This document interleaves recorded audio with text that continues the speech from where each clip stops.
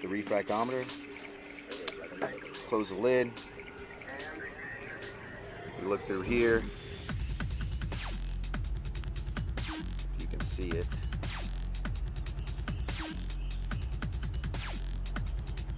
Hold on.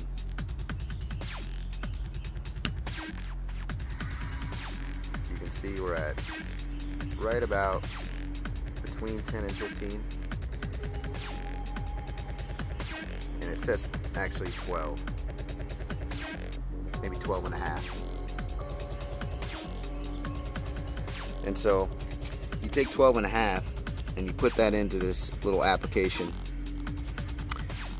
brix to specific gravity, convert, spits out a number of 1050. And like I said, we want to be at 1068 by the end of our boil before we pitch our yeast. And right now we're at 1050. I don't know if you can see that. We still have 34 minutes to mash.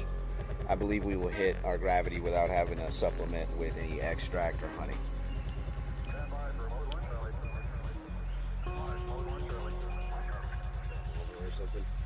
So if you have issues with gravity, if you're trying to get a target gravity and you find yourself under that target gravity pressure, you can add extract into your raw grain, or you can add honey to your boil. You can either add diluted concentrate or diluted honey and water mix to the fermentation process stuff for your gravity as well. Parts per million sugar, that 1068 number you're trying to hit means that whatever parts per million sugar per water is at 1068, and it can go as low as 1.0. So you can't get below 1.0. Today we get 1068, and then we add our yeast. Our yeast is going to eat those sugars down, and it's going to decrease our gravity. So by the end of our process of fermentation, we want our gravity to be down around 1016-ish or so. And that spread of 1068 to 1016 or whatever, or 1020 or whatever, is going to tell us our alcohol by weight, or alcohol by volume, which will tell us our percentage of alcohol. If the yeast eat it all the way down to 1.0, that means you have no sugar in the yeast, you eat all your sugar, that means you had 100% efficiency on their yeast. It ate all the sugars down, and you're going to have the maximum potential of alcohol that you are targeting in your boil. So we use a triple refractometer, which looks kind of like one of these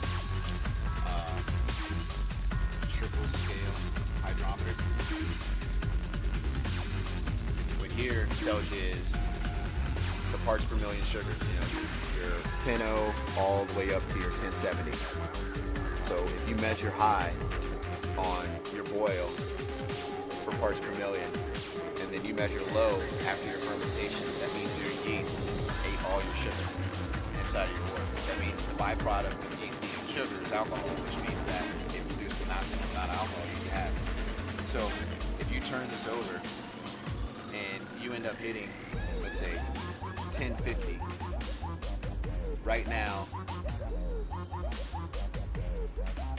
you have to go to this side here, to the percentage, and I think what you end up doing is taking the two numbers, final gravity, that after fermentation, original gravity, doing a calculation using the formula, which will spit out your alcohol percentage. I use Brewhead's, the quick calculator, to tell me my alcohol percentage is going to be by inserting those numbers. And I just encourage that you use the information and technology that's out there rather than trying to do it all by hand. Although books tell you and give you all the equations that you need to calculate your gravity, even your final gravity during your mash. But I just kind of do make sure I hit my target, make sure I keep it in the fermentation process long enough, start testing it during the fermentation process to make sure my gravity's going down, then I'll need to add more yeast, or if my yeast is dead or something like that, and I need to pour the beer out because it's infected. So that's just one of the things, why it's important, I guess, to test during your process.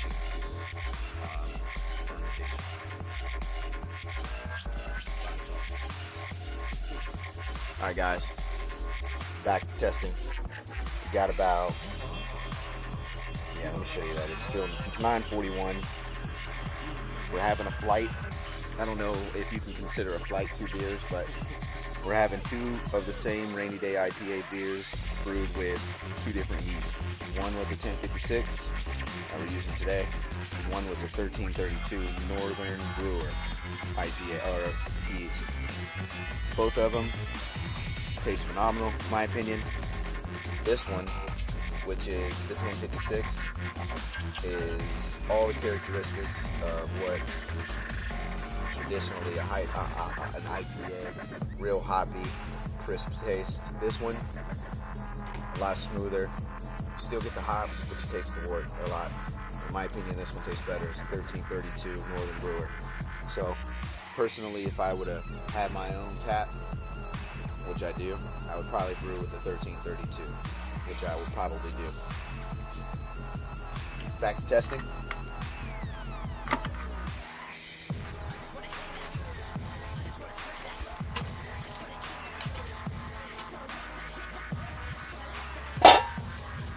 Almost ready to sparge.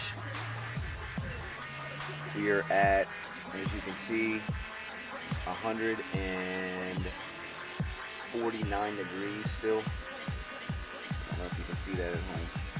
Yeah, just below the 150 mark. We have about 7 minutes left to mash. And I'm going to gather a sample.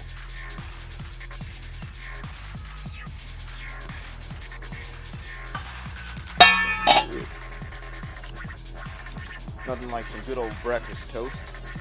Slice of bread, in liquid form that is, to keep us fed in the morning. Let me buzz for my flight for Vegas in prime condition. See my homies who are in the struggle. I think that means that we're done mashing. And right now our gravity is at still 16.5. So 16.5.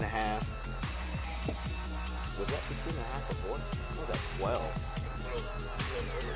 It was like 12.25 last time, ladies and gentlemen. Sorry. Right now we're at 16.5. You can see there.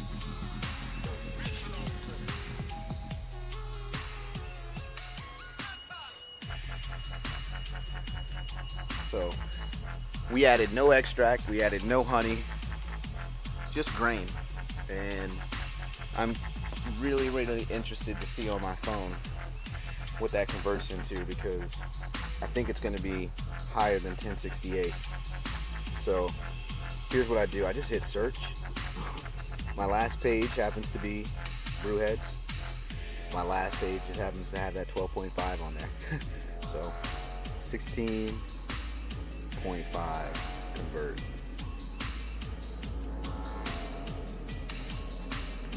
Wow. I've never ever done this. Never done this. What does that say? 1068. What did we say we were going to target? I've never hit it all grain without supplementing with extract or water. Well, I guess you're done then. And the timer went off. Perfect. So we're gonna sparge, we're gonna dilute that, we're gonna boil it. We'll hopefully stay at our 1068 number without having to add any of our trusty clover honey, which is highly fermentable, or any of our pills extract, which is also highly fermentable. We'll holla at you.